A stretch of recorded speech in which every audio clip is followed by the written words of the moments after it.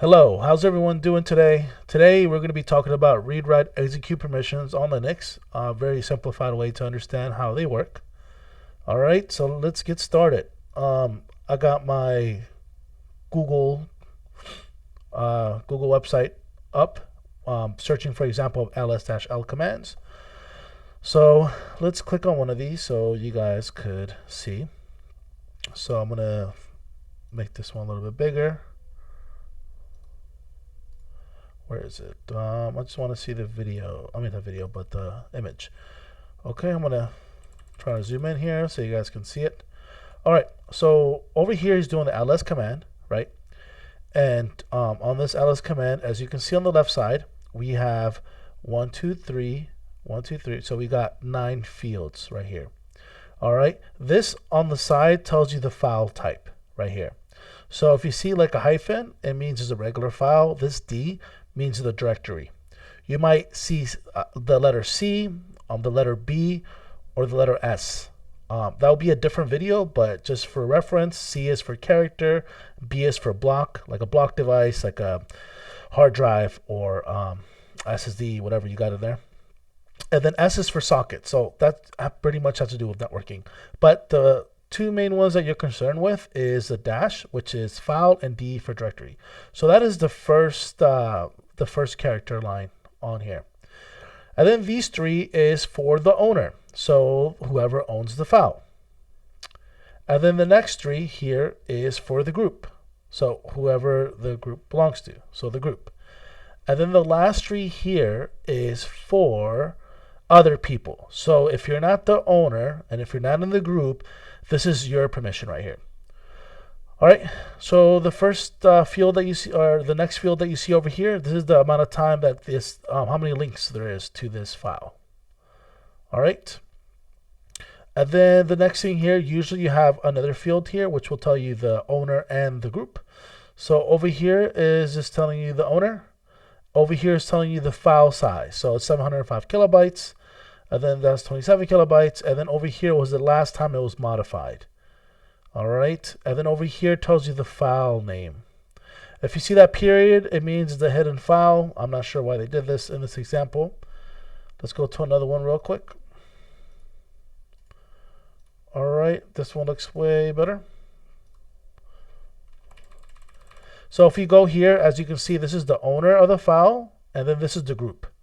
So the second one's the group, the first one's the owner. As you can see, these are directories.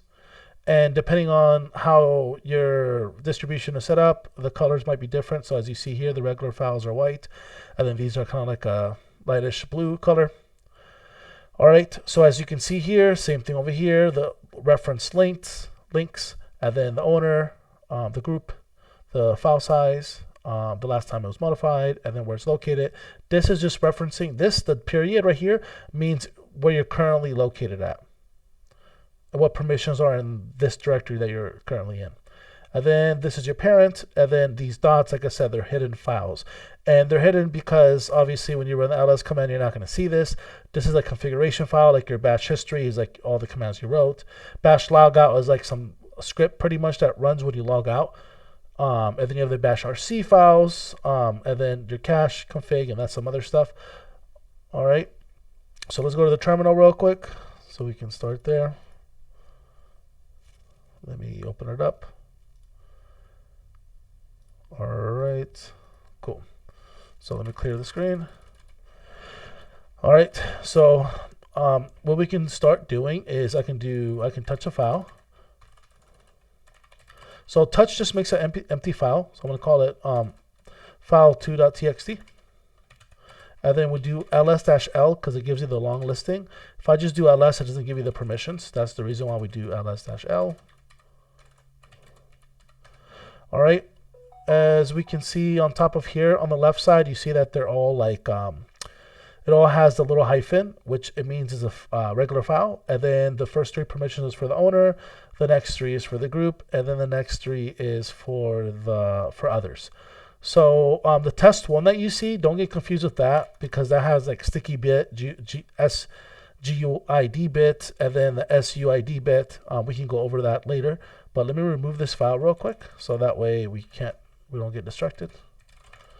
So we do ls-l. As we can see, we have regular files here, because you can also see on the left side, it shows you the hyphen. We can also run the file command, and the file command will tell you what kind of file it is. It's empty now. But if I actually put like random characters in there into this file, and I run that command again, it will say it's ASCII text. That's what's in there. So this will also tell you what kind of file it is. But just to contrast that with a directory, as you know, it's a D on the left side. So what we can do is make dir command, and then I can make a file, or I can do dir1 actually. That makes more sense. And then if I do ls-l, as you see, there's a D there, because that D stands for directory and the hyphen stands for file. Okay, we can see that the root owner owns it, but we can also change who else owns it. I made a user named John, so we're going to change it to John's name. So we can do change owner. This is what this stands for, change owner. So what we can do is change it to John, right? And we're going to change file2.txt to John. And if you do ls-l, you can see now John is the owner, but guess what? It's still in the root group. So that second field is in the root group. So what we're going to do is change it to the wheel group, right? Because there's a group that's already on here called the wheel group. So we can do change grp, which means change group. And then we pick the file, which is file2.txt. So hold on, let me see.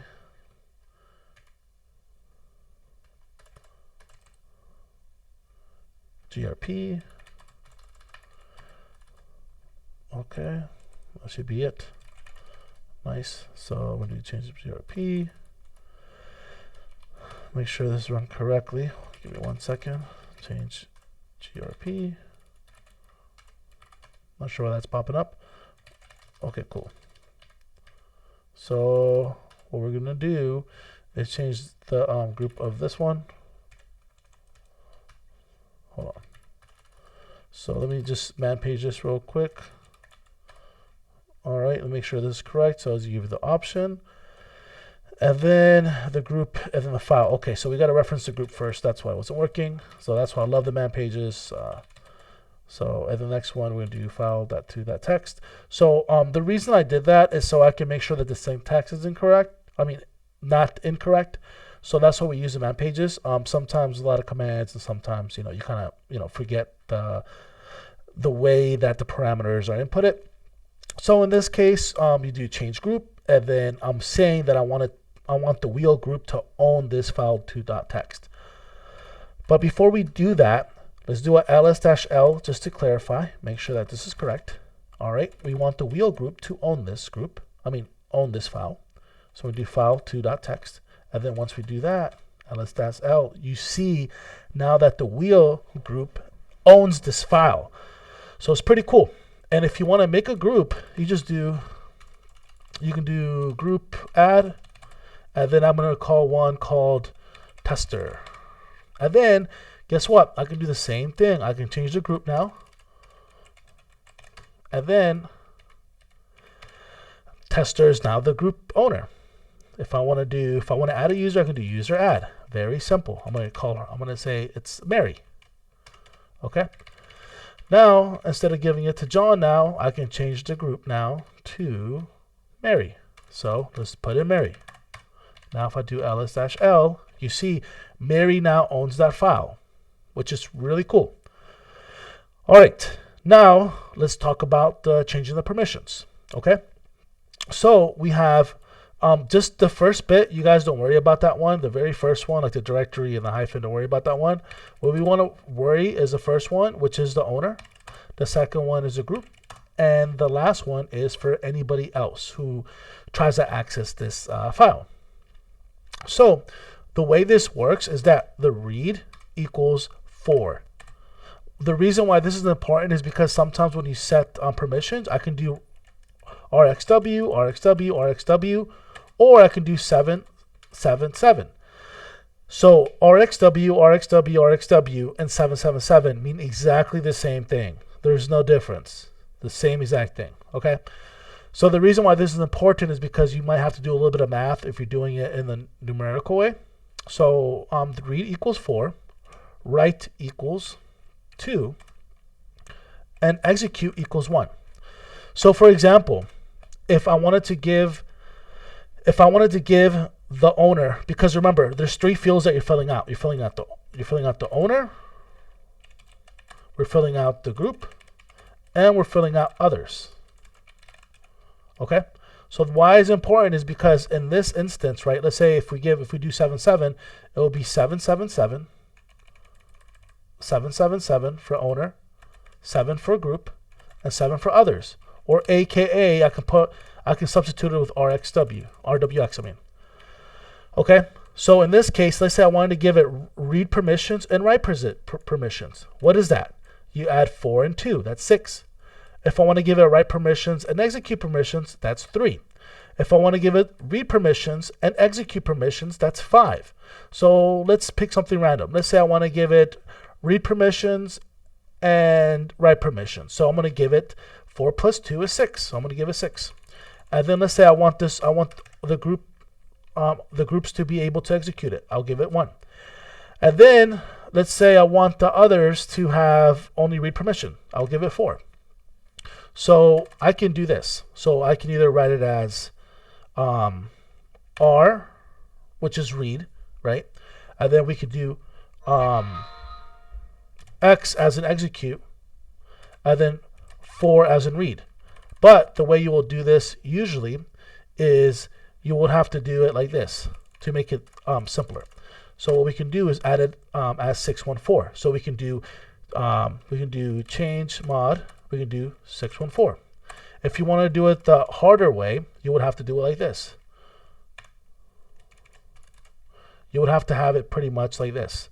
So you'd have to have it like it'll be 4 plus 2, which would be read and execute. So you'd be, read and write, because it's 4 plus 2, and then you won't have anything filled out here. And then the second one, you would have these 2 fields blank, and then have execute. And the next field, you'll just have read. So you have read, and then these 2 fields blank. So that's how you would put it if it's if you're converting the numerical to the word. So now let's do it in action. 614. We're going to do change mod 614, and we're going to do it for file2.txt. And if we do ls-l, as you can see now, it has exactly what we want. 6, it has read write. The second one, as you can see, only has execute, which is 1. And the last one has read. So that's pretty cool. So it's not that hard. So now let's say that I want to give the owner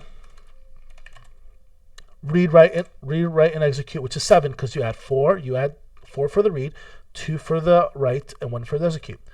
And let's say I want everyone else to have, I want everyone else to have no permissions at all. So I'll put 0 because I'm not filling it in. So I can do the same thing, go up here and do 700. And then if I check again, as you can see, rewrite execute, right? Because you're adding these bits together. Now if I want everyone to have permission for rewrite execute, rewrite execute, rewrite execute, I'll put 777. And if we do ls.l, you can see the huge difference on that. Like basically, now everyone has permissions for that actual file, read, write, and execute. All right, so now if you want to do it with like the actual letters instead of like the actual numbers, so we do ls.l, and then you can do change mod. And then what you can do is use U for user, G for group, and then O for others.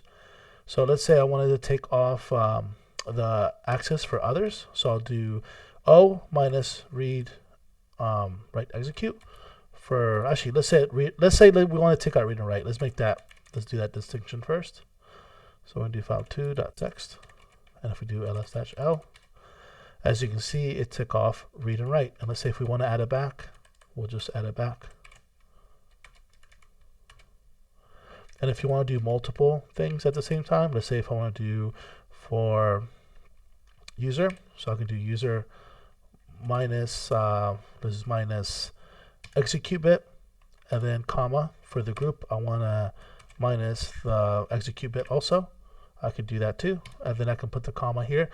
This comma pretty much is the delimiter, so you either put plus for adding or minus for minusing, and then you can put multiple parameters. You can do RWX.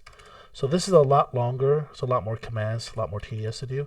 So if I do it again, as you can see here, adding it won't do nothing because it's already there. So let's do minusing. Because if you add something and it's already there, it's not going to do anything because it's already there. So if we do it this way, as you can see, it took the execute bit from the owner and the group. And then as you can see for others, it actually minus read and write. All right. All right, and that's pretty much for our tutorial today, going over read and write. The next tutorial I want to go over is the access control list, and then going over the SUID bit and the GUID bit and the sticky bit. So pretty much what it is that we have read, write, and execute for those three fields for owner or user, owner, group, and others. So usually you have an extra field here, like right in the front of it. So instead of having 3, you would have an extra 1. So SUID bit is 4, GUID bit is 2, and then a sticky bit is 1. And if you add all of them together on one file, it will be 7777. So, but we're not going to get into that today. Like I said, I'm going to make another video on that. This is kind of like the prerequisite. If you already know this, awesome. We can go on to the next video. So, like I said, this is pretty much it. Thank you guys very much, and have a great day, and please subscribe.